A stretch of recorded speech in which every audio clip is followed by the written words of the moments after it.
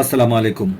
আপনার গলা থেকেই দীর্ঘদিন বা দীর্ঘকাল যাবৎ খুব সমস্যা, মনে হচ্ছে গলাতে কি যেন বেজে আছে, গলা থেকে নামছে না, গলায় ঢোক গিলতে পারছেন না, মনে হচ্ছে ঢোক গিলতে গিয়ে ঢোক আটকে যাচ্ছে, অসহ্য যন্ত্রণা, আর মনে মনে ভাবছেন এই জন্য আমার ঢোক আটকে যাচ্ছে এবং এখনই আমার দম বন্ধ হয়ে যাবে আর আমি মরে যাব ইত্যাদি।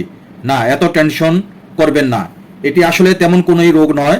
আসলে একজন মানুষের সারা শরীরে বিভিন্ন ধরনের বা বিভিন্ন জায়গায় বহু বহু প্রকারের অ্যালার্জি হয়ে থাকে।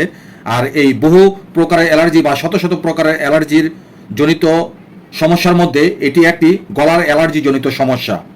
আপনারা আজকে থেকে শুরু করুন লোরাটাডিন গ্রুপের লোরাটিন বা ওরাডিন ইত্যাদি যে কোনো ব্র্যান্ডের, এবং সকালে ও সন্ধ্যায় দুবেলা করে, আর সাথে প্রতি রাতে ফ্লুপ্রান্টিক্স জল 0.5 mg এবং মেলিট্রাসিন 10 mg গ্রুপের একটি করে ওষুধ প্রতি রাতে।